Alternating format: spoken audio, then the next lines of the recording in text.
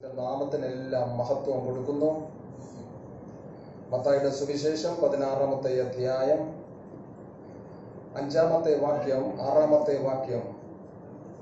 മത്തായിയുടെ സുവിശേഷം 16-ാമത്തെ അധ്യായത്തിന്റെ 11-12 വാക്യങ്ങളിലേക്ക് വരുമ്പോൾ അവിടെ കർത്താവ് ഇങ്ങനെ ശിഷ്യന്മാരുടെ ഒരു വാക്ക് പറയുന്നേ. 5-6 ഒന്ന് വായിച്ചേ. മത്തായിയുടെ സുവിശേഷം 16-ാമത്തെ അധ്യായം 5-ാമത്തെ വാക്യവും 6-ാമത്തെ വാക്യവും. ശിഷ്യന്മാർ ആവശ്യത മാത്രം വായിച്ചാൽ കർത്താവ് പറഞ്ഞ കാര്യം മാത്രം വായിച്ചു. എന്നാൽ യേശു അവരോട് നോക്കുവിൻ, അതന്നെ പരീശന്മാരുടെ സദൂക്യരുടെയും പുളിച്ച മാവ് സൂക്ഷിച്ചുകൊള്ളുവിനെന്ന് പറഞ്ഞു. ശിഷ്യന്മാരോട് കർത്താവ് പറഞ്ഞു, പരീശന്മാരുടെയും സദൂക്യരുടെയും പുളിച്ച മാവിനെ സൂക്ഷിച്ചു കൊള്ളുവാൻ പറഞ്ഞു. 6-ാമത്തെ വാക്യം വായിച്ചേ. അപ്പം കൊണ്ടുപോരായികയാൽ ആയിരിക്കും എന്ന് അവർ തമ്മിൽ പറഞ്ഞു. മതി. 11-12 വാക്യങ്ങളിലേക്ക് വന്നാട്ടെ. പരീശന്മാരുടെയും സദൂക്യരുടെയും പുളിച്ച മാവ് സൂക്ഷിച്ചു കൊള്ളണം എന്ന് പറഞ്ഞത് അപ്പത്തെ കുറിച്ചല്ല എന്ന് അറിയാത്തത് എന്ത്? അങ്ങനെ അപ്പത്തിന്റെ പുളിച്ച മാവല്ല, പരീശന്മാരുടെയും സദൂക്യരുടെയും ഉപദേശം അത്രേ സൂക്ഷിച്ചു കൊള്ളുകയും. ചുരുക്കി പറഞ്ഞാൽ കർത്താവ് ശിഷ്യന്മാരോട് പറഞ്ഞു, പരീശന്മാരുടെയും സദൂക്യരുടെയും പുളിച്ച മാവിനെ സൂക്ഷിച്ചു കൊള്ളാൻ പറഞ്ഞു. ഇത് കേട്ട ശിഷ്യന്മാർക്ക് പോയത് അപ്പത്തെക്കുറിച്ചുള്ള കാര്യമാ കർത്താവ് പറഞ്ഞതെന്നാ ശിഷ്യന്മാർക്ക് പോയി. എന്നാൽ അവസാന ഭാഗം വരുമ്പം കർത്താവിനെ വേർതിരിച്ച് മനസ്സിലാക്കി കൊടുക്കുന്നുണ്ട്. ഇത് അപ്പത്തെക്കുറിച്ചുള്ള കാര്യമല്ല, മറിച്ച് ഇത് പരീശന്മാരുടെയും സദൂക്യരുടെയും ഉപദേശത്തെക്കുറിച്ചാണ് എന്ന് കർത്താവ് അവർക്ക് വേർതിരിച്ച് അവരെ ഗ്രഹിക്കുവാനിടയാക്കി തീർത്തു. ദൈവത്തിന്റെ വചനത്തിൽ എഴുതപ്പെട്ട കാര്യങ്ങൾ അക്ഷരീകമായ വ്യാഖ്യാനമുണ്ട്, ആശയപരമായ വ്യാഖ്യാനമുണ്ട്. അക്ഷരീകമായ വ്യാഖ്യാനങ്ങളുണ്ട്, ആശയപരമായ വ്യാഖ്യാനങ്ങളുണ്ട്. ശിഷ്യന്മാർക്ക് എങ്ങനെ തെറ്റുപറ്റിയേ? അവരക്ഷരീകമായ ഒരു വ്യാഖ്യാനം കർത്താവ് പറഞ്ഞ കാര്യങ്ങൾക്ക് കൊടുത്തു. പുളിച്ച മാവ് എന്ന് പറഞ്ഞപ്പം അവർ അക്ഷരീകമായ ഒരു പുളിച്ച മാവിനെ കുറിച്ചാണ് ചിന്തിച്ച്. എന്നാൽ കർത്താവ് യേശു പറഞ്ഞത് അക്ഷരീകമായ പുളിച്ച മാവിനെ കുറിച്ചല്ല, സദൂക്യന്മാരുടെയും പരീശന്മാരുടെയും ഉപദേശത്തെ കുറിച്ചാണ് കർത്താവ് അവിടെ പറയുവാൻ ഇടയായത്. ഇനി അങ്ങോട്ട് വരുന്ന ആഴ്ചകളിൽ പ്രധാനപ്പെട്ട പല സത്യങ്ങളും നമ്മൾ ചിന്തിക്കാൻ പോകുന്നത് കൊണ്ട് ഇത്തരത്തിലൊരു വിശദീകരണം ആവശ്യമുള്ളത് കൊണ്ട് ആ രീതിയിൽ ഇത് നിങ്ങളോട് സംസാരിക്കാൻ ആഗ്രഹിക്കുന്നു. നമുക്കതിലേക്ക് മുന്നോട്ട് പോകാം. നിങ്ങൾ ശ്രദ്ധയോടെ ഇരുന്നാട്ടെ. യോഹന്നാന്റെ സുവിശേഷം 3-ാമത്തെ അധ്യായം 3-ാമത്തെ വാക്യത്തിൽ കർത്താവായ യേശു നിക്കോദോമസിനോട് പറയുന്നൊരു വാക്യമുണ്ട്. ആമേൻ ആമേൻ, ഞാൻ നിന്നോട് പറയുന്നു, പുതുതായി ജനിച്ചില്ല എങ്കിൽ ദൈവരാജ്യം കാണുവാൻ ആർക്കും കഴിയുകയില്ല. നിക്കോദോമസിന്റെ മറുപടി, ഒരു മനുഷ്യൻ വൃദ്ധനായതിനു ശേഷം എങ്ങനെ വീണ്ടും ജനിക്കും? അക്ഷരീകമായ വ്യാഖ്യാനവും ആശയപരമായ വ്യാഖ്യാനവും ആ വിഷയത്തെക്കുറിച്ചാണ് നമ്മൾ ദൈവവചനത്തെ അടിസ്ഥാനമാക്കി ചിന്തിക്കുന്നത്. കർത്താവായ യേശു പറഞ്ഞു, നിങ്ങൾ വീണ്ടും ജനിക്കുന്നില്ലെങ്കിൽ ദൈവരാജ്യം കാണുവാൻ സാധിക്കത്തില്ല. നിക്കോദോമസ് ഇതിന് അക്ഷരീകമായ ഒരു വ്യാഖ്യാനം കൊടുത്തു. അക്ഷരീകമായ വ്യാഖ്യാനം കൊടുത്തപ്പം നിക്കോദോമസിന് അതിനെ അംഗീകരിക്കാൻ സാധിക്കുന്നില്ല. നിക്കോദോമസ് അതിൽ നിന്നുകൊണ്ട് ചോദിച്ചു, ഒരു മനുഷ്യൻ വൃദ്ധനായതിനു ശേഷം എങ്ങനെ ജനിക്കാൻ സാധിക്കും? ഹല്ലേലൂയ. അവിടെ അക്ഷരീകമായ വ്യാഖ്യാനമല്ല ആവശ്യം, അവിടെ ആശയപരമായ വ്യാഖ്യാനമാണ് ആവശ്യം. ഇങ്ങനെ ഒത്തിരി സംഗതികൾ, കുറച്ച് പ്രധാനപ്പെട്ട കാര്യങ്ങൾ ഞാൻ നിങ്ങളെ ഗ്രഹിപ്പിക്കാം. അപ്പോൾ നിങ്ങളെപ്പോഴും ദൈവത്തിന്റെ വചനം പല സത്യങ്ങളും വായിക്കുമ്പോഴും ഗ്രഹിക്കുമ്പോഴും അക്ഷരീകമായ നിലയിൽ അത് നടക്കുമെന്ന് ഒരിക്കലും കരുതരുത്. ആശയപരമായി അല്ലെങ്കിൽ ആത്മീകമായ അർത്ഥം മാത്രമേ അതിൽ നിന്ന് നിങ്ങൾ എടുക്കാവുള്ളൂ. യോഹന്നാന്റെ സുവിശേഷം 3-ാമത്തെ അധ്യായം 5-ാമത്തെ വാക്യത്തിൽ കർത്താവിന്റെ മറുപടി, ആമേൻ ആമേൻ ഞാൻ നിങ്ങളോട് പറയുന്നു, വെള്ളത്താലും ആത്മാവിനാലും ജനിച്ചില്ല എങ്കിൽ ദൈവരാജ്യത്തിൽ കടക്കുവാൻ ആർക്കും കഴിയുകയില്ല. വീണ്ടും കർത്താവ് തന്നെ വിശദമാക്കി കൊടുക്കുക. ഇവിടെ വന്നപ്പോ എന്ത് ചെയ്തു? അത് ആശയപരമായ വ്യാഖ്യാനം ഇത് അക്ഷരീകമാക്കി കർത്താവ് തീർത്തു. കാരണം എന്താ? വെള്ളത്തിനാലും ആത്മാവിനാലും ജനിക്കണമെന്ന് അക്ഷരീകമായിട്ടൊരു ക്രിയ, വാസ്തവത്തിൽ സ്നാനം എന്ന വിഷയത്തെക്കുറിച്ച് കർത്താവ് അവിടെ വിശദമാക്കി കൊടുക്കുവാൻ ഇടയാക്കി തീർത്തു.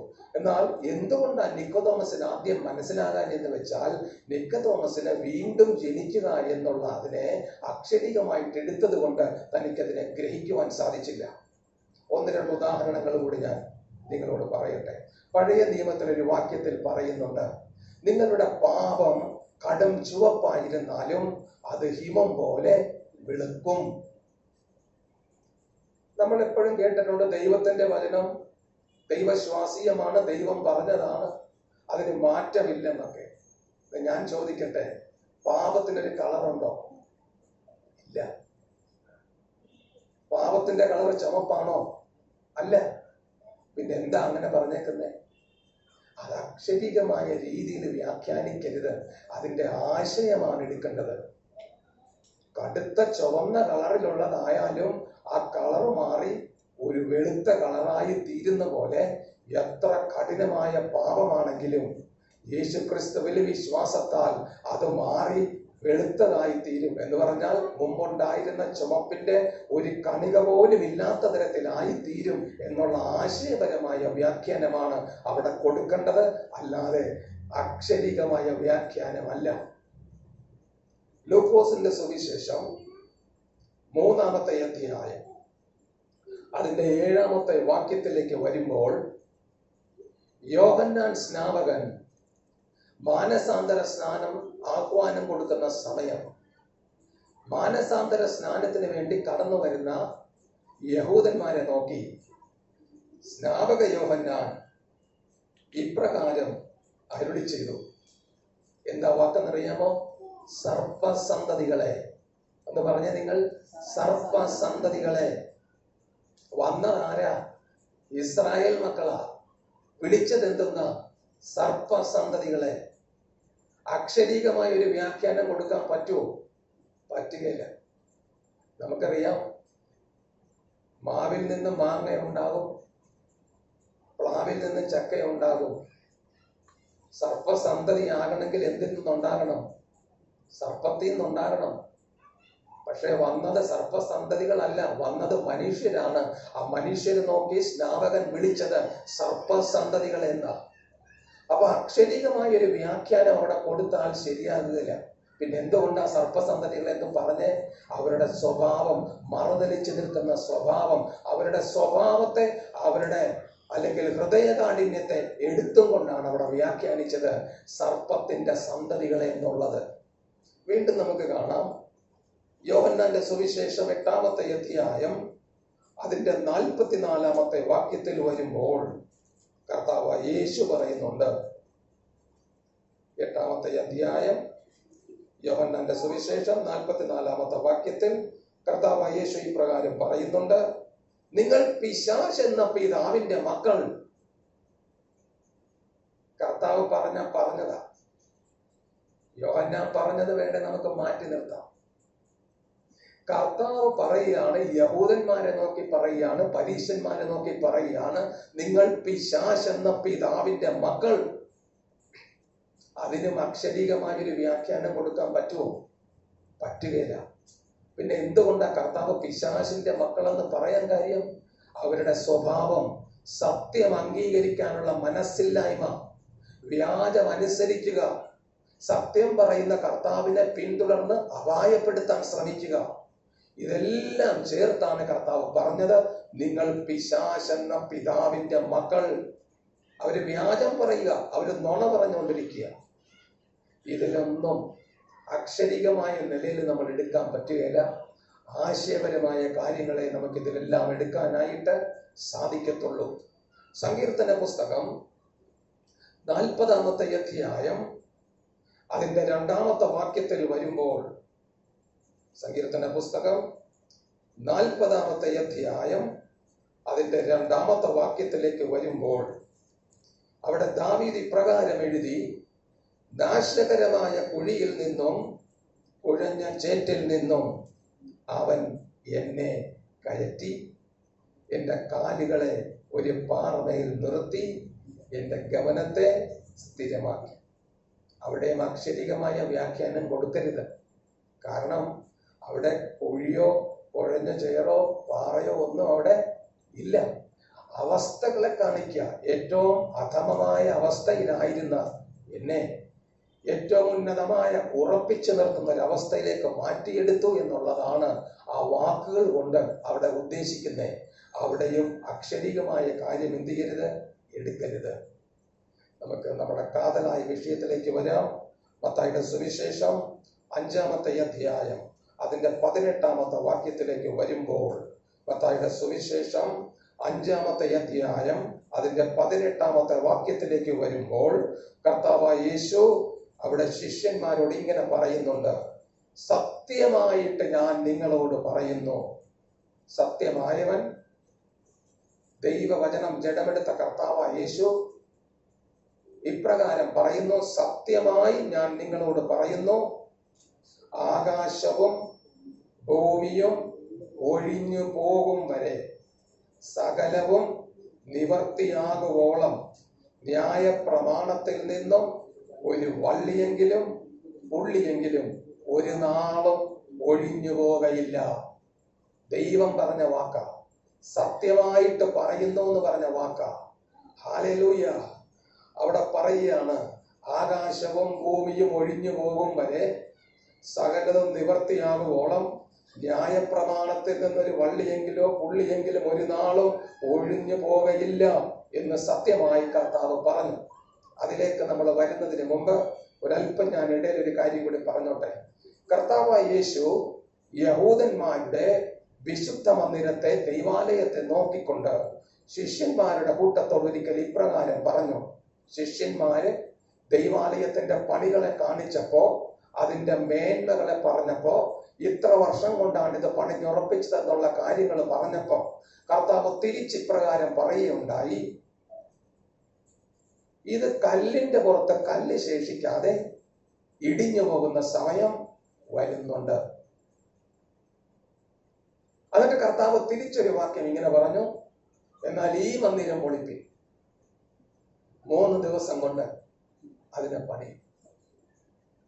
അക്ഷരീകമായ മന്ദിരത്തെ നോക്കി കർത്താവ് അക്ഷരീകമായി സംഭവിക്കാൻ പോകുന്ന കാര്യം പറഞ്ഞു. കല്ലിന്റെ പുറത്ത് കല്ല് ശേഷിക്കാതെ ഇടിഞ്ഞു പോകും. എന്നാൽ ഈ മന്ദിരത്തെ പൊളിപ്പിൻ എന്ന് പറയുമ്പോൾ അവിടെ അക്ഷരീകമായ ഒരു വ്യാഖ്യാനമല്ല വേണ്ടത്, അവിടെ ആത്മീകമായ വ്യാഖ്യാനം കൊണ്ടാണ് ആവശ്യം. ശിഷ്യന്മാർക്ക് അത് അന്നേരം ഗ്രഹിക്കുവാൻ സാധിച്ചില്ല. കർത്താവ് പറഞ്ഞു, ഇന്ന് കാരണം നടന്നു കഴിഞ്ഞ ഒരു സംഭവമാകുന്നത് കൊണ്ട് നിങ്ങൾക്കും എനിക്കും ഇന്നറിയാം. കർത്താവ് പറഞ്ഞത് എന്തിനെ കുറിച്ചായിരുന്നു? കർത്താവിന്റെ മരണത്തെക്കുറിച്ചും 3-ാം ദിവസം പുനരുദ്ധരിക്കുന്നതിനെ കുറിച്ചുമായിരുന്നു കർത്താവ് പറഞ്ഞതെന്ന് നിങ്ങൾക്കും എനിക്കും ഇന്നറിയാം. കാരണം അത് കഴിഞ്ഞുപോയ ഒരു സംഭവം ആയതുകൊണ്ട്. ഹല്ലേലൂയ. ആത്മികമായ കാര്യങ്ങൾക്ക് അക്ഷരീകമായ വ്യാഖ്യാനം കൊടുത്താൽ അർത്ഥം മാറും, ആശയം മാറും. ഹല്ലേലൂയ. ആത്മികമായ കാര്യങ്ങൾക്ക് അക്ഷരീകമായ വ്യാഖ്യാനം കൊടുത്താൽ അതിന്റെ അർത്ഥം മാറും, ആശയം മാറും. ആകാശവും ഭൂമിയും ഒഴിഞ്ഞു പോകും എന്നുള്ളതിന് ഒരിക്കലും അക്ഷരീകമായൊരു വ്യാഖ്യാനം കൊടുക്കരുത്. അക്ഷരീകമായൊരു വ്യാഖ്യാനമാണ് കൊടുക്കുന്നതെങ്കിൽ ഇനിയും എത്രയോ വർഷങ്ങൾ കാത്തിരുന്നാലും അങ്ങനെ ഒരു സംഭവം സംഭവിക്കത്തില്ല. കാരണം തുടർമാനമായിട്ട് തുടങ്ങുന്നതിന് മുൻപ് നമ്മൾ പറഞ്ഞിരുന്നു, ഭൂമിയെ ദൈവം നശിപ്പിക്കത്തില്ല, ആകാശം എന്നേക്കും നിലനിൽക്കുന്ന നമ്മൾ ദൈവവചനത്തിന്റെ അടിസ്ഥാനത്തിൽ പ്രസംഗിക്കുകയുണ്ടായി. അതുകൊണ്ട് അക്ഷരീകമായ ഒരു മാറ്റം ആകാശത്തിനോ അക്ഷരീകമായ ഒരു മാറ്റം ഭൂമിക്കോ ഉണ്ടാകുമെന്ന് ആരും ധരിക്കരുത്. അതിനെ ആത്മികമായ രീതിയിൽ മാത്രമേ എടുക്കാൻ പാടുള്ളൂ. ഹല്ലേലൂയ. യോഹന്നാന്റെ സുവിശേഷം 11-ാമത്തെ അധ്യായത്തിൽ കർത്താവായ യേശു ക്രിസ്തു മാർത്തയോട് പറയുന്ന ഒരു വാക്കുകളുണ്ട്.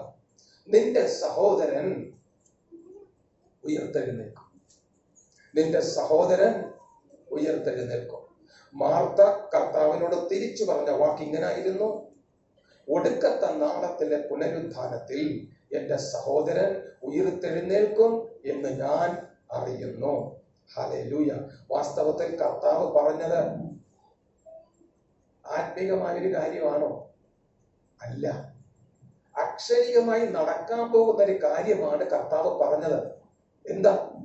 മരിച്ച സഹോദരനെ ഉയർപ്പിക്കാൻ വേണ്ടിയിട്ടാണ് കർത്താവ് പോകാൻ പോകുന്നത്. അപ്പൊ കർത്താവ് തന്നെ പറഞ്ഞ കാര്യങ്ങൾക്ക് നമ്മൾ വേർതിരിച്ച് കാണണം.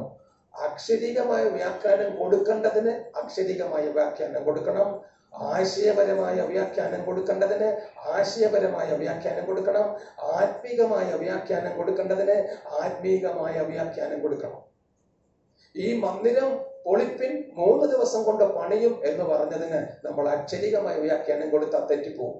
എന്നാൽ നിന്റെ സഹോദരൻ ഇപ്പൊ ഉയർത്തെഴുന്നേൽക്കും എന്ന് കർത്താവ് പറഞ്ഞ കാര്യത്തിന് അക്ഷരികമായ വ്യാഖ്യാനം കൊടുത്താലേ നടക്കത്തുള്ളൂ. അതിന് ആത്മീയമായ വ്യാഖ്യാനം കൊടുക്കാൻ പാടില്ല. എന്നാൽ മാർത്ത കൊടുത്ത മറുപടി ആത്മീകമായിരുന്നു. വരുവാനിരിക്കുന്ന ഒരു കാര്യത്തെക്കുറിച്ചുള്ള മറുപടിയാണ് മാർത്ത കർത്താവിന് അവിടെ കൊടുക്കുവാൻ ഇടയായി തീർന്നത്. ഹല്ലേലൂയ. മടങ്ങി വരാം. മത്തായിയുടെ സുവിശേഷം 5-ാമത്തെ അധ്യായം 18-ാമത്തെ വാക്യം ഒന്ന് വായിച്ചാട്ടെ.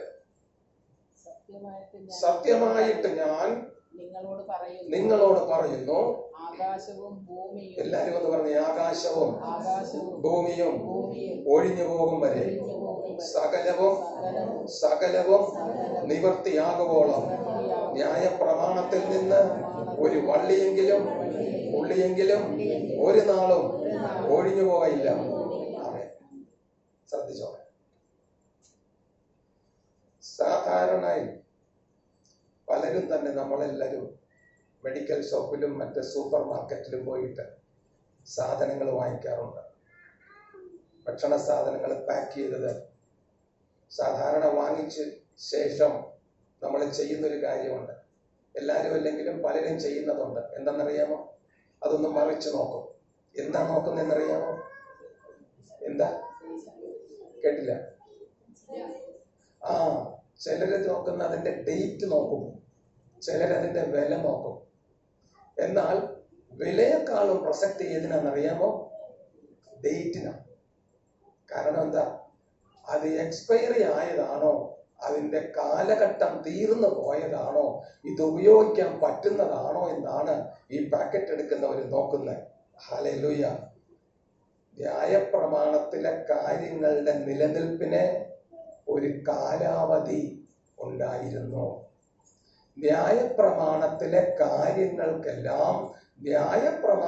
കാര്യങ്ങളുടെ നിലനിൽപ്പിനെല്ലാം ഒരു കാലാവധി ഉണ്ടായിരുന്നു. 2 കാര്യങ്ങൾ സംഭവിക്കുന്നത് വരെ. കർത്താവ് പറഞ്ഞ വാക്കിനെയാണ് നമ്മൾ വിശദീകരിക്കുന്നത്. 2 കാര്യങ്ങൾ സംഭവിക്കുന്നത് വരെ ന്യായപ്രമാണത്തിൽ പറഞ്ഞ എല്ലാ കാര്യങ്ങൾക്കും നിലനിൽപ്പുണ്ടായിരുന്നു. എന്നാൽ 2 കാര്യങ്ങൾ സംഭവിച്ചു കഴിഞ്ഞപ്പോൾ ന്യായപ്രമാണത്തിൽ പറഞ്ഞിരിക്കുന്ന സകല കാര്യങ്ങൾക്കും നിലനിൽപ്പില്ലാതെയായി. 2 കാര്യങ്ങളിലേക്ക് നമ്മൾ കടക്കുകയാണ്. 1-ാമത്തെ കാര്യം കർത്താവ് പറഞ്ഞു, ആകാശവും ഭൂമിയും ഒഴിഞ്ഞു പോകും. ആകാശവും ഭൂമിയും ഒഴിഞ്ഞു പോകും. 2-ാമത്തെ കാര്യം കർത്താവ് പറഞ്ഞു, സകലവും നിവർത്തിയാകും. ആമേൻ. സകലവും നിവർത്തിയാകുന്നത് എപ്പോഴാ? സകലവും നിവർത്തിയാകുന്നത് എപ്പോഴാന്ന് ചോദിച്ചു കഴിഞ്ഞാൽ, ആകാശവും ഭൂമിയും ഒഴിഞ്ഞു പോകുമ്പോൾ സകലവും നിവർത്തിയാകും. ആകാശവും ഭൂമിയും ഒഴിഞ്ഞു പോകുവോളം സകലതും നിവർത്തിയാകുവോളം എന്ന് പറഞ്ഞതിന്റെ അർത്ഥം, സകലതും നിവർത്തിയാകുന്നത് എപ്പോഴാ? ആകാശവും ഭൂമിയും ഒഴിഞ്ഞു പോകുമ്പോൾ സകലതും നിവർത്തിയാകും. ഹല്ലേലൂയ. താഴത്തേക്ക് വരുമ്പം നിങ്ങൾക്കതിനെ ഗ്രഹിക്കാൻ സാധിക്കും. ഇവിടെ ആശയപരമായ വ്യാഖ്യാനത്തിനാണ് പ്രിയപ്പെട്ടവരെ പ്രസക്തി. കാരണം അക്ഷരികമായ വ്യാഖ്യാനമാണെങ്കിൽ അതിനിയും സംഭവിച്ചിട്ടില്ലാത്തതും ഒരിക്കലും സംഭവിക്കാനിടയില്ലാത്തതുമായിട്ടുള്ള ഒരു കാര്യമാണ് ആകാശവും ഭൂമിയും ഒഴിഞ്ഞു പോവുക എന്നുള്ളത്. ഇംഗ്ലീഷ് വേദപുസ്തകം നിങ്ങൾ വായിക്കുമ്പോൾ അല്ലെങ്കിൽ എടുത്തു നോക്കിക്കഴിഞ്ഞാൽ ആകാശം എന്ന മലയാളത്തിൽ കൊടുത്തിരിക്കുന്ന വാക്കിന് ഇംഗ്ലീഷിൽ കൊടുത്തിരിക്കുന്ന വാക്ക് ഹെവൻ എന്നാണ്. Heaven, heaven. ഹല്ലേലൂയ. യെരുശലേം ദേവാലയത്തില് 3 സ്ഥലങ്ങളുണ്ടായിരുന്നു. പ്രാകാരം, വിശുദ്ധ സ്ഥലം, അതിവിശുദ്ധ സ്ഥലം. വിശുദ്ധ സ്ഥലത്തില് പുരോഹിതന്മാര് നിത്യമെന്നോണം യാഗങ്ങൾ കഴിക്കും. എന്നാൽ അതിവിശുദ്ധ സ്ഥലത്ത് ആണ്ടിലൊരിക്കൽ മാത്രം മഹാപുരോഹിതൻ കടന്നു ചെന്നിട്ട് യാഗം കഴിക്കും.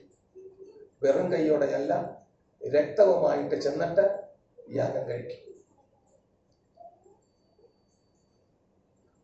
അതിവിശുദ്ധ സ്ഥലത്തിന്റെ പ്രത്യേകത, അതിവിശുദ്ധ സ്ഥലത്തേക്ക് മഹാപുരോഹിതൻ കടന്നു ചെന്ന് കഴിയുമ്പം അവിടെ എന്തുണ്ടാവും അറിയാമോ?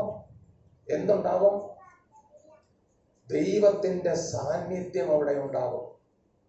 ചുരുക്കി പറഞ്ഞാൽ ദൈവാലയത്തിലെ അതിവിശുദ്ധ സ്ഥലത്ത് സംഗമിക്കുന്ന 2 കാര്യങ്ങളാണ്.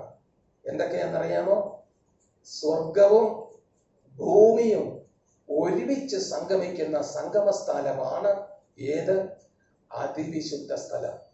സ്വർഗത്തിലുള്ള ദൈവവും ഭൂമിയിൽ തിരഞ്ഞെടുക്കപ്പെട്ട മനുഷ്യനും ഒരുമിച്ച് സംഗമിക്കുന്ന സംഗമസ്ഥാനമാണ് യഹൂദന്റെ യെരുശലേമിലെ ദൈവാലയത്തിലെ അതിവിശുദ്ധ സ്ഥലം. അതിവിശുദ്ധ സ്ഥലത്ത് സ്വർഗവും ഭൂമിയും ഒരുമിക്കുമ്പോൾ, ആകാശമെന്ന് മലയാളത്തിലാണ് എഴുതിയിരിക്കുന്നത്, ഇംഗ്ലീഷിൽ എഴുതിയിരിക്കുന്നത് ഹെവൻ എന്നാണ്. ഹെവനും എർത്തും സംഗമിക്കുന്ന സ്ഥാനമായ അതിവിശുദ്ധ സ്ഥലം ഇല്ലാതെയാകുന്ന ഒരു സമയം അത് വരുന്നുണ്ട്.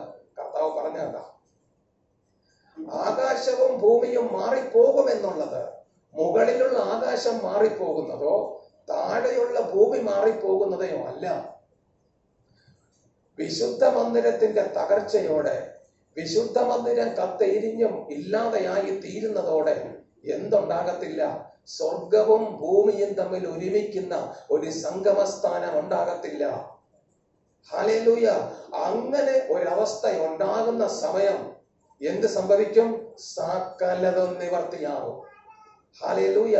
ഏത് നിവർത്തിയാകും? നമ്മൾ ഒരിക്കൽ പറഞ്ഞു, അപ്പോസ്തലന്മാരും കർത്താവും ജീവിച്ചിരുന്ന കാലഘട്ടമാണ് ഈ ലോകം എന്ന് ദൈവത്തിന്റെ വചനത്തിൽ എഴുതിയിരുന്നതും വരുവാനിരിക്കുന്ന ലോകം എന്ന് അപ്പോസ്തലന്മാരും കർത്താവായ യേശുവും പറഞ്ഞത് നിങ്ങളും ഞാനും ഉൾപ്പെടെ നാം ജീവിച്ചിരിക്കുന്ന ഒരു ലോകത്തെ കുറിച്ചാണ്. ഹല്ലേലൂയ.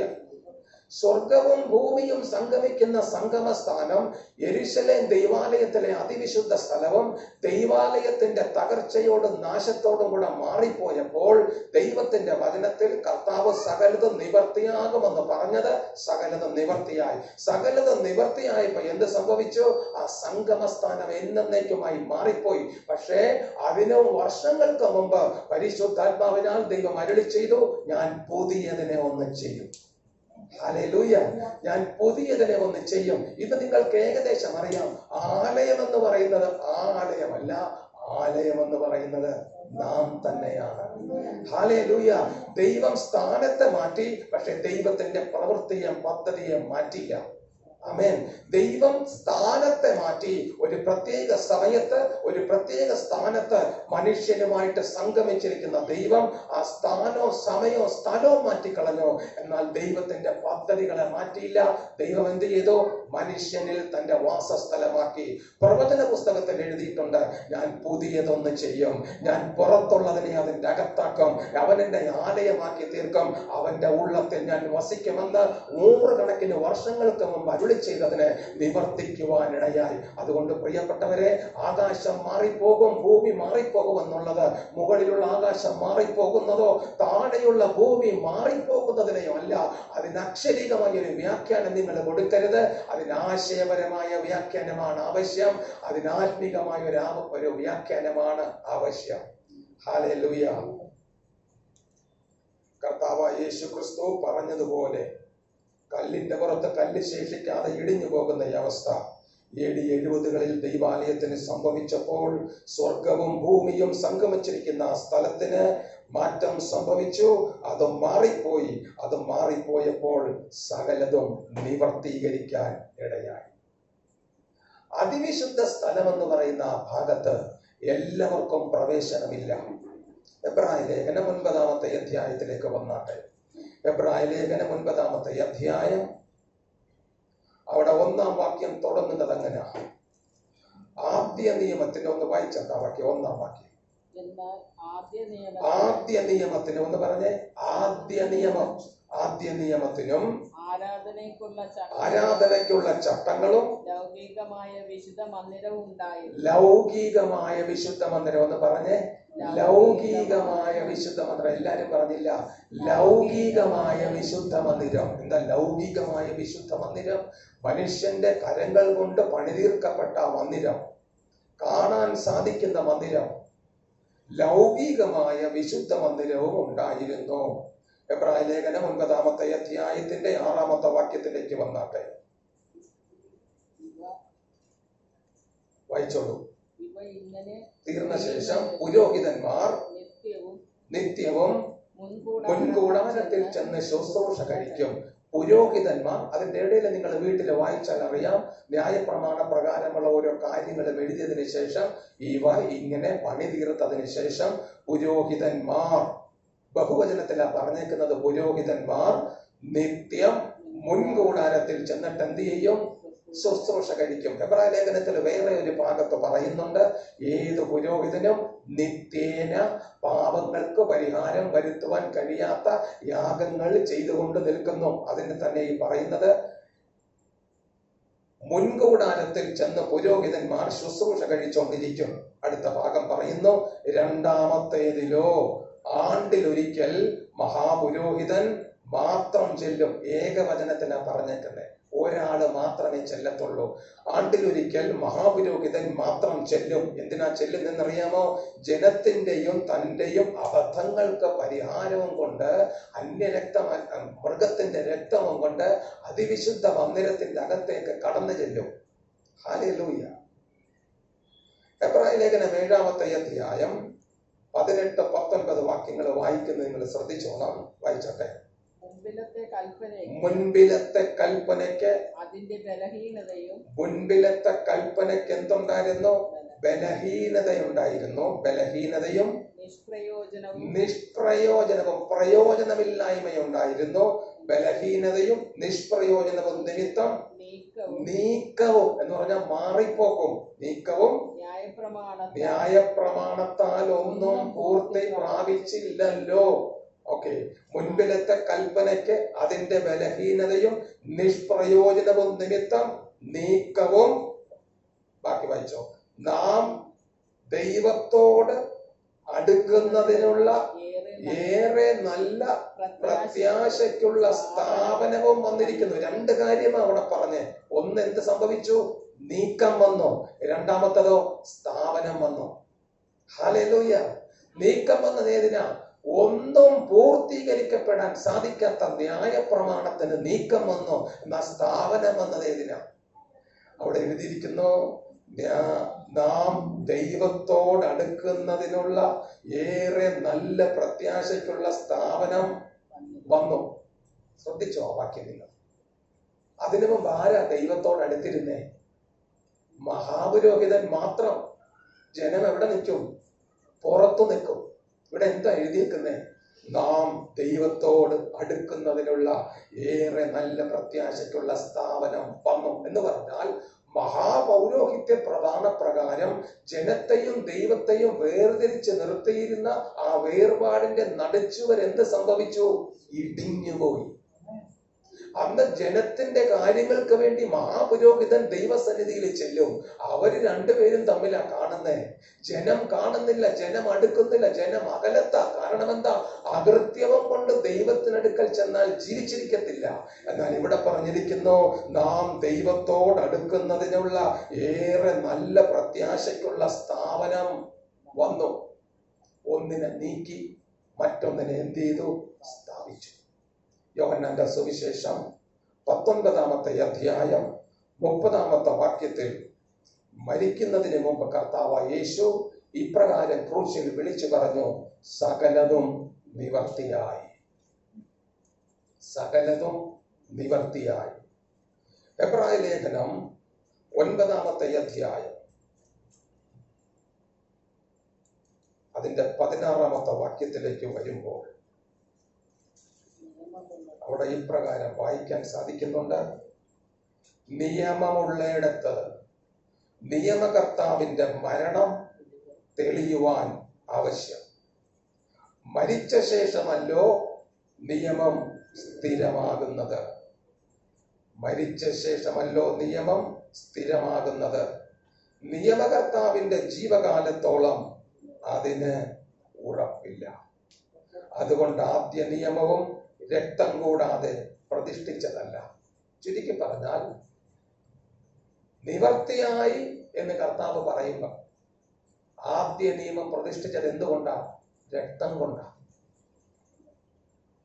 പശുക്കിടാങ്ങളെയും ആട്ടുകൊറ്റന്റെയും രക്തം കൊണ്ട് മോശെ ഈസോപ്പ് തണ്ടിൽ ആ രക്തം മുക്കിക്കൊണ്ട് ഇസ്രായേൽ മക്കളെ മുഴുക്കനും പ്രമാണത്തിലെ കൽപ്പനകളെല്ലാം വായിച്ച് കേൾപ്പിച്ചും കൊണ്ട് ഈസോപ്പ് തണ്ട് രക്തത്തിൽ മുക്കിക്കൊണ്ട് അവിടെ നിന്നവരുടെ മേൽ കുടഞ്ഞു. ആ രക്തത്തിന്റെ തുള്ളികൾ വീണവരെല്ലാവരും ആ നിയമം അനുസരിക്കാൻ ബാധ്യസ്ഥരായി. അവിടെ രക്തത്താൽ ആ നിയമം എന്ത് ചെയ്തു? സ്ഥാപിതമായി. കർത്താവായ യേശു ക്രിസ്തു സ്വന്തം രക്തം കൊണ്ട്, അതുകൊണ്ടാണ് പറഞ്ഞിരിക്കുന്നത്, നിയമകർത്താവിന്റെ മരണം തെളിയുവാൻ ആവശ്യം. മരിച്ച ശേഷമല്ലോ നിയമം എന്താകുന്നത്? സ്ഥിരമാകുന്നത്. നിയമകർത്താവിന്റെ ജീവകാലത്തോളം അതിനുറപ്പില്ല. അതുകൊണ്ട് മരണം സംഭവിച്ചപ്പോൾ എന്ത് സംഭവിച്ചു? കർത്താവ് പറഞ്ഞു, സകലതും എന്തായി? നിവർത്തിയായി. ഒരു വാക്യം കൂടി നോക്കാം. എബ്രായ ലേഖനം 9:15. അവിടെ ഇപ്രകാരം എഴുതിയിരിക്കുന്നു, അതുനിമിത്തം ആദ്യ നിയമത്തിൽ എന്തുണ്ട്? ലംഘനങ്ങളുണ്ട്. ആദ്യ നിയമത്തിലെ ലംഘനങ്ങളിൽ നിന്നുള്ള വീണ്ടെടുപ്പിനായി ഒരു മരണമുണ്ടായിട്ട് നിത്യാവകാശത്തിന്റെ വാഗ്ദത്തം വിളിക്കപ്പെട്ടവർക്ക് ലഭിക്കേണ്ടതിന് കർത്താവായ യേശു പുതിയ നിയമത്തിന്റെ മധ്യസ്ഥൻ ആകുന്നു. ഹല്ലേലൂയ. ആദ്യ നിയമത്തിലെ ലംഘനങ്ങളിൽ നിന്നുള്ള വീണ്ടെടുപ്പിനായിട്ട് എന്തുണ്ടാകണം? ഒരു മരണം ഉണ്ടാകണം. ഹല്ലേലൂയ. നിയമകർത്താവ് മരിച്ചപ്പോൾ നിയമം എന്തായി? നിയമം അവിടെ ഉറപ്പിക്കപ്പെട്ടു. ആ നിയമത്തിന് എബ്രായ ലേഖനത്തിൽ ഒരു ഭാഗത്ത് പറയുന്നുണ്ട്, അത് നിത്യ നിയമമാ. എന്ന് പറഞ്ഞേ, നിത്യ നിയമമാ. നിത്യ നിയമത്തിന്റെ പ്രത്യേകത, അതിന് മാറ്റുവാൻ ആർക്കും സാധിക്കത്തില്ല. അത് എന്നേക്കും നിലനിൽക്കും. ഹല്ലേലൂയ. കർത്താവായ യേശു എന്നേക്കും ജീവിച്ചിരിക്കുന്നു. നിത്യമായ നിയമം അതെന്നേക്കും എന്ത് ചെയ്യും? നിലനിൽക്കും. ഹല്ലേലൂയ. എബ്രായ ലേഖനം 10-ാമത്തെ അധ്യായത്തിലേക്ക് വന്നാട്ടെ. 10-ാമത്തെ അധ്യായം അതിന്റെ 9-ാമത്തെ വാക്യത്തിലേക്ക് വന്നാട്ടെ. ഇതാ ഞാൻ നിന്റെ ഇഷ്ടം ചെയ്യുവാൻ വരുന്നു എന്ന് പറഞ്ഞും കൊണ്ട് അവൻ രണ്ടാമത്തതിനെ സ്ഥാപിക്കുവാൻ ഒന്നാമത്തതിനെ നീക്കിക്കളഞ്ഞു. അക്ഷരീകമായതിനെ എന്ത് ചെയ്തു?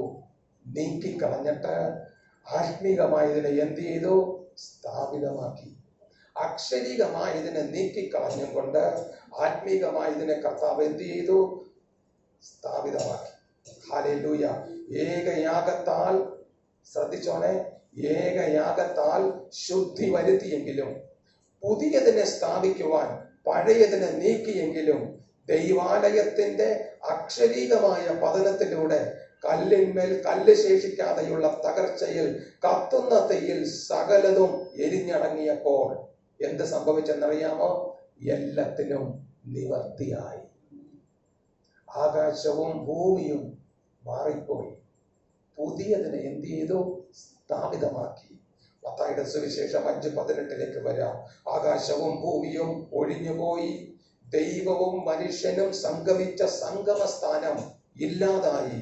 വിശ്വസിക്കുന്ന ഏവർക്കും സദാകാലത്തേക്കും സൽഗുണപൂർത്തി വരുത്തിയിരിക്കുന്നതിനാൽ ജീവനുള്ള ദൈവത്തെ ആരാധിക്കുവാൻ മനസാക്ഷിയിലെ നിർജീവ പ്രവൃത്തികളെ പോക്കി ക്രിസ്തുവിന്റെ രക്തം വിശുദ്ധീകരിച്ചതിനാൽ സ്വർഗവും ഭൂമിയും സംഗമിക്കുന്ന സ്ഥാനം ആരായി തീർന്നെന്നറിയാമോ? ക്രിസ്തുവിൽ വിശ്വസിക്കുന്ന ഒരു വ്യക്തി ആയിത്തീർന്നു. ഹല്ലേലൂയ. 1 കൊരിന്ത്യർ ലേഖനം 3:16. ഹെബ്രായ ലേഖനം 9-ാമത്തെ അധ്യായം 23 വായിച്ചതിന് ശേഷം നമുക്ക് പോകാം. ഹെബ്രായ ലേഖനം 9-ാമത്തെ അധ്യായം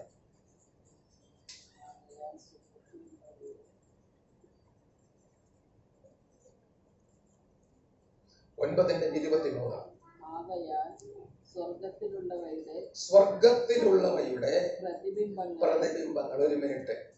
സ്വർഗത്തിലുള്ളവയുടെ പ്രതിബിംബങ്ങൾ എന്ന് പറഞ്ഞ എല്ലാവരും സ്വർഗത്തിൽ ഉള്ളവയുടെ പ്രതിബിംബങ്ങൾ. സ്വർഗത്തിൽ ഉള്ളവയുടെ പ്രതിബിംബങ്ങൾ. 9:23 നാം വായിച്ചത്. ആകയാൽ സ്വർഗത്തിലുള്ളവയുടെ പ്രതിബിംബങ്ങളെ ഈ വകയാൽ ശുദ്ധമാക്കുന്നത് ആവശ്യം. എന്താ സ്വർഗത്തിലുള്ളവയുടെ പ്രതിബിംബം? അതിന് മേളിലത്തെ കാര്യം വായിക്കുമ്പോൾ നമുക്ക് കാണാം. അവിടെ മോശ എന്ത് ചെയ്യുന്നറിയാമോ? രക്തം കൊണ്ട് സകലത്തിനെയും ശുദ്ധീകരിച്ചു. അങ്ങനെ അവൻ കൂടാരത്തിന്മേലും ആരാധനയ്ക്കുള്ള ഉപകരണന്മേലും എല്ലാം രക്തം തളിച്ചു. ന്യായപ്രമാണ പ്രകാരം എല്ലാം ഏകദേശം രക്തത്താൽ ശുദ്ധീകരിക്കപ്പെടുന്നു. രക്തം ചൊരിഞ്ഞിട്ടല്ലാതെ വിമോചനമില്ല. ആകയാൽ സ്വർഗത്തിലുള്ളവയുടെ പ്രതിബിംബങ്ങളെ ഈ വകയാൽ ശുദ്ധമാക്കുന്നത് ആവശ്യം. ശുദ്ധമാക്കിയെന്നല്ല, ശുദ്ധമാക്കുന്നത് ആവശ്യം. ചോദ്യം, എന്താ സ്വർഗത്തിലുള്ളതിന്റെ പ്രതിബിംബം? സ്വർഗത്തിലുള്ളതിന്റെ പൂജാപാത്രങ്ങളാണോ? അവിടെ അതില്ല. ഈ വകയാൽ ശുദ്ധമാക്കുന്നത് ആവശ്യം എന്ന് പറഞ്ഞേക്കുന്നു. സ്വർഗത്തിലുള്ളവരുടെ പ്രതിബിംബങ്ങൾ ശുദ്ധീകരിക്കപ്പെടും. താഴത്തേക്ക് വരുമ്പോൾ ഞാൻ വിശദീകരിച്ചോളാം. 1 കൊരിന്ത്യർ ലേഖനം 3-ാമത്തെ അധ്യായം 16-ാമത്തെ വാക്യവും 2 കൊരിന്ത്യർ ലേഖനം 6-ാമത്തെ അധ്യായം 16-ാമത്തെ വാക്യവും വായിക്കുമ്പോൾ അവിടെ പരിശുദ്ധാത്മാവിനാൽ പൗലോസ് അപ്പോസ്തലൻ 1 കൊരിന്ത്യർ 3:16 എഴുതി, അല്ലയോ നിങ്ങൾ ദൈവത്തിന്റെ മന്ദിരം എന്ന് പറഞ്ഞാൽ നിങ്ങൾ ടെമ്പിൾ ഓഫ് ഗോഡ്. നിങ്ങളാണ് ദൈവത്തിന്റെ മന്ദിരമെന്ന് അന്ന് പറഞ്ഞ മന്ദിരമല്ല മന്ദിരം.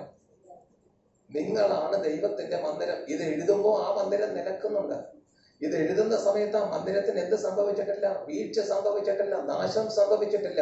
ആ മന്ദിരം അതുപോലെ തന്നെ നിലനിൽക്കുന്നുണ്ട്. എന്നാൽ പറയാം, നിങ്ങളാണ് ദൈവത്തിന്റെ മന്ദിരം. ഓക്കെ.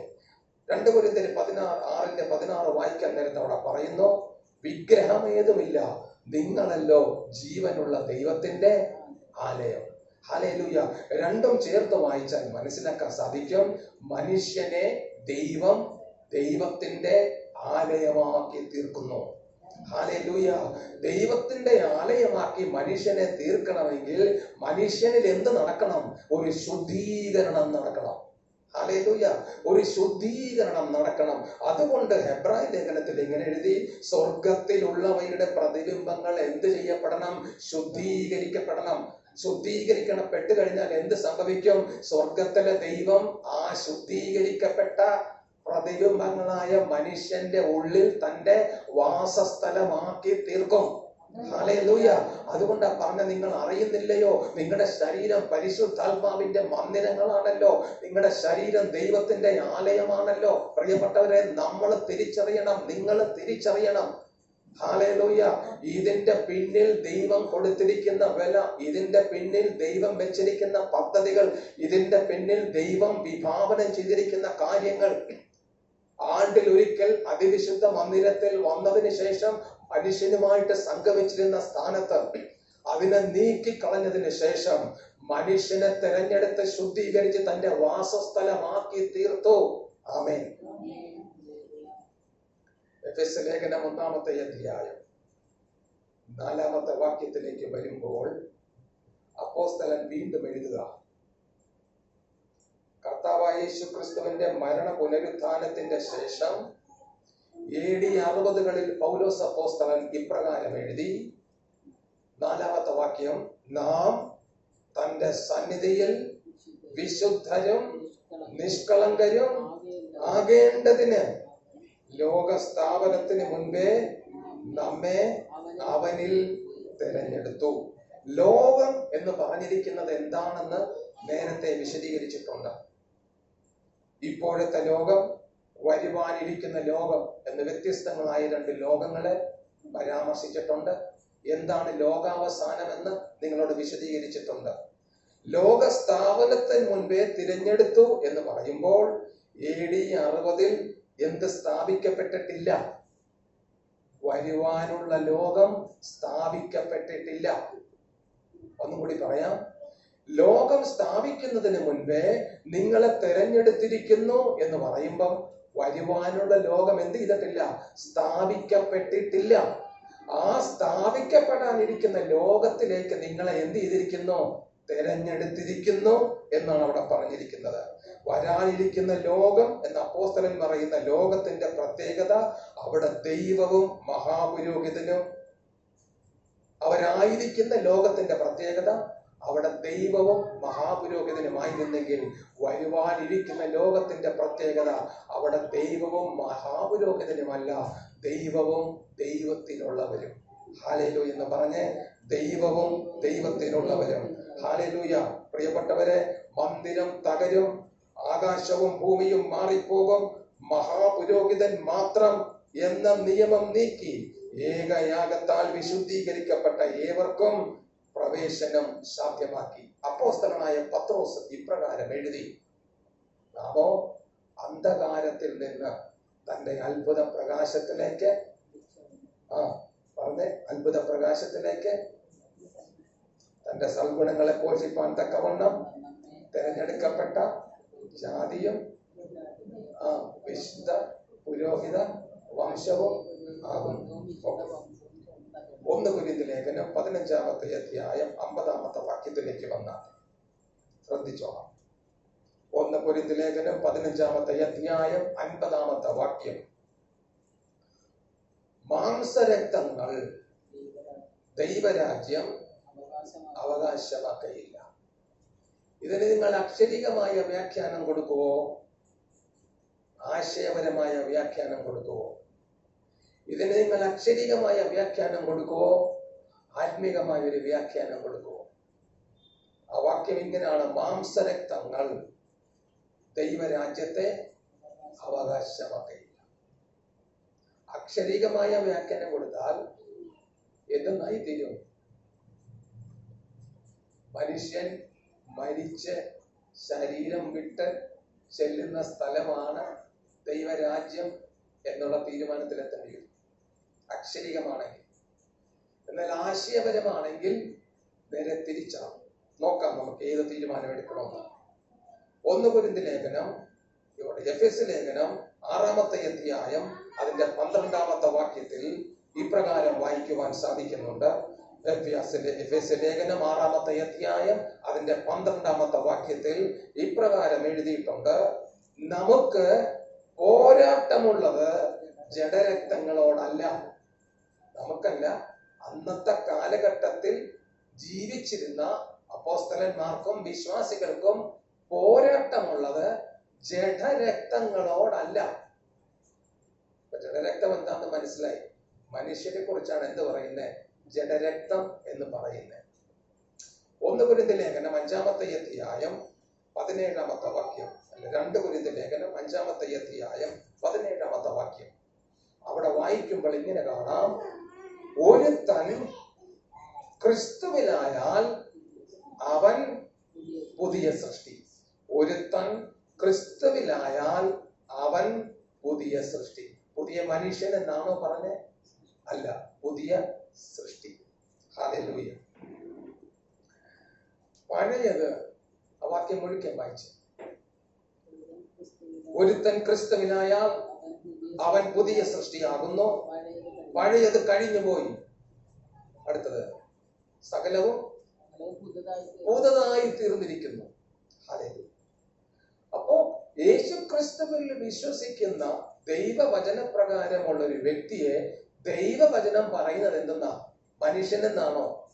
പിന്നെയോ ക്രിസ്തുവിലുള്ള പുതിയ സൃഷ്ടി. ഹല്ലേലൂയ.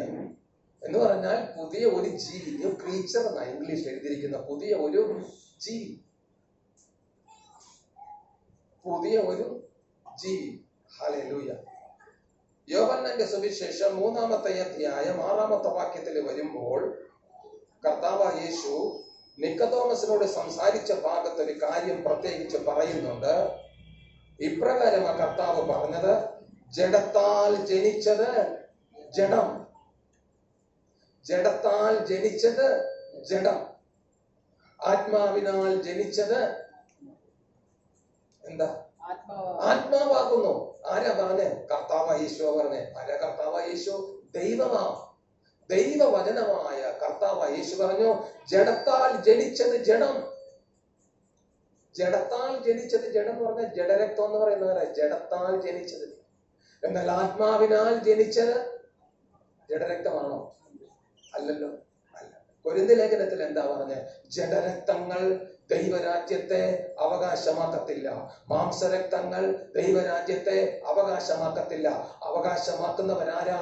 ആത്മാവിനാൽ ജനിച്ചവർ. ഹല്ലേലൂയ. യോഹന്നാന്റെ സുവിശേഷം 1-ാമത്തെ അധ്യായം 13-ാം വാക്യത്തിൽ വീണ്ടും എഴുതിയിരിക്കുന്നു, അവര് രക്തത്തിൽ നിന്നല്ല, ജഡത്തിന്റെ ഇഷ്ടത്താലല്ല, പുരുഷന്റെ ഇഷ്ടത്താലല്ല, ദൈവത്തിൽ നിന്നത്രേ വീണ്ടും ജനിച്ചത്. ആരാ ദൈവത്തിൽ നിന്ന് വീണ്ടും ജനിച്ചത്? കർത്താവായ യേശു ക്രിസ്തുവിൽ വിശ്വസിക്കുന്നവർ. കർത്താവായ യേശു ക്രിസ്തുവിൽ വിശ്വസിക്കുന്നവരെ കുറിച്ച് ദൈവത്തിന്റെ വചനം പറയുന്നു, അവര് പുതിയ സൃഷ്ടിയാ. അവരുടെ പഴയതെല്ലാം കഴിഞ്ഞുപോയി, അവര് തികച്ചും പുതിയതാ. അവരെ കുറിച്ച് എഫെസ്യ ലേഖനം പറയുന്നു, ലോകം സ്ഥാപിക്കുന്നതിന് മുൻപേ അവരെ ക്രിസ്തുവിൽ തെരഞ്ഞെടുത്തു. അവരെ കുറിച്ച് എബ്രായ ലേഖനം പറയുന്നു, സ്വർഗത്തിന്റെ പ്രതിബിംബമായ അവയെ ശുദ്ധീകരിക്കേണ്ടതിനൊരു ആവശ്യമുണ്ടായിരുന്നു. എന്തിനു വേണ്ടിയിട്ടാണെന്നറിയാമോ? ദൈവവും മനുഷ്യനും സംഗമിക്കുന്ന സംഗമസ്ഥാനം എന്നേക്കുമായി തകർക്കപ്പെട്ടു പോകുമ്പോൾ, ആകാശവും ഭൂമിയും മാറിപ്പോയി, സകലതും നിവർത്തീകരിക്കപ്പെടുമ്പോൾ സ്ഥാപിക്കപ്പെടുന്ന പുതിയ നിയമത്തിൽ ദൈവം വസിക്കുന്ന ആലയങ്ങളാക്കി തീർക്കേണ്ടതിന്, പുതിയ സൃഷ്ടിയാക്കി തീർക്കുക എന്നുള്ളത് ദൈവത്തിന്റെ ഉദ്ദേശമായിരുന്നു. ഹല്ലേലൂയ. നിങ്ങൾ ആത്മാവിനാൽ ജനിച്ചവരാണ്, നിങ്ങൾ ജഡരക്തങ്ങളല്ല. നിങ്ങൾ ജഡരക്തങ്ങളല്ല, നിങ്ങൾ ആത്മാവിനാൽ ജനിച്ചവരാണ്. ആത്മാവിനാൽ ജനിച്ചവര്, കർത്താവ് എന്തെന്നാ പറഞ്ഞത്? ആത്മാവിനാൽ ജനിച്ചത് ആത്മാവാകുന്നു. ഹല്ലേലൂയ. നിങ്ങൾ ക്രിസ്തുവിൽ പുതിയ മനുഷ്യനല്ല, നിങ്ങൾ ക്രിസ്തുവേശുവിൽ പുതിയ സൃഷ്ടിയാണ്. നിങ്ങൾ ദൈവത്തിന്റെ മന്ദിരങ്ങളാണ്. സ്വർഗവും ഭൂമിയും ഒന്നായിരുന്നത് പോലെ ക്രിസ്തുവിൽ നിങ്ങളെ എന്താക്കി തീർത്തു? എഫെസ്യ ലേഖനം 1:10 വായിക്കുമ്പോൾ അവിടെ എഴുതിയിരിക്കുന്നു, അതും കൂടെ വായിച്ചോ. എഫെസ്യ ലേഖനം 1:10. അതോ സ്വർഗത്തിലും ഭൂമിയിലും ഉള്ളതൊക്കെയും ഇപ്പോൾ ക്രിസ്തുവിൽ ഒന്നാക്കി തീർക്കുക എന്നുള്ളത് കാലസമ്പൂർണതയുടെ വ്യവസ്ഥയ്ക്ക്, വായിച്ചട്ടെ ആ വാക്യം 1:10. ആരെങ്കിലും അത് സ്വർഗത്തിലും ഭൂമിയിലും എല്ലാം പിന്നെയും ക്രിസ്തുവിൽ ഒന്നാക്കി തീർക്കുക എന്നുള്ള കാലസമ്പൂർണതയ്ക്കുള്ള വ്യവസ്ഥയ്ക്കായിട്ട് തന്നെ. അപ്പൊ കാലസമ്പൂർണതയുടെ വ്യവസ്ഥ എന്തായിരുന്നു? ദൈവവും മനുഷ്യനെ ഒന്നാക്കി തീർക്കുക. ഹല്ലേലൂയ. ജഡത്താൽ ജനിച്ചത് ജഡം, ആത്മാവിനാൽ ജനിച്ചത് ആത്മാവ്. ദൈവത്തിന് മനുഷ്യനെ ദൈവത്തിന്റെ വാസസ്ഥാനമാക്കി തീർക്കുക. ഹല്ലേലൂയ. തിന്നുന്ന നാളിൽ നീ മരിക്കും എന്ന് ദൈവം പറഞ്ഞു. പക്ഷേ അവിടെ എന്ത് സംഭവിച്ചില്ല? അക്ഷരികമായൊരു മരണം സംഭവിച്ചില്ല. പറഞ്ഞതാരാ? ദൈവമാ പറഞ്ഞേ. എല്ലാത്തെയും സൃഷ്ടിച്ച, മനുഷ്യനെയും നിർമ്മിച്ചുണ്ടാക്കിയ, സ്ത്രീയെയും പുരുഷനെയും വേർതിരിച്ചു നിർത്തിയ ദൈവം അന്ന് പറഞ്ഞു, തിന്നുന്ന നാളിൽ നീ മരിക്കുമെന്ന് പറഞ്ഞു. തിന്നു, പക്ഷെ വീണ് കിടന്നു, ഒരു മരണം ഉണ്ടായില്ല. അതിനെ അക്ഷരികമായിട്ട് വ്യാഖ്യാനിക്കരുത്. അതിനെ എന്ത് ചെയ്യണം? ആത്മീയമായി വ്യാഖ്യാനിക്കണം. അതിനെ അക്ഷരികമായിട്ട് വ്യാഖ്യാനിക്കരുത്, അതിനെ ആശയപരമായിട്ട് വ്യാഖ്യാനിക്കണം. ക്രിസ്തുവിൽ ജയാളിയായി ജീവിക്കുക. 1 കൊരിന്ത്യർ 15:57. ഒന്നും കൂടി വായിച്ചട്ടെ. 1 കൊരിന്ത്യർ 15:57. ഹല്ലേലൂയ.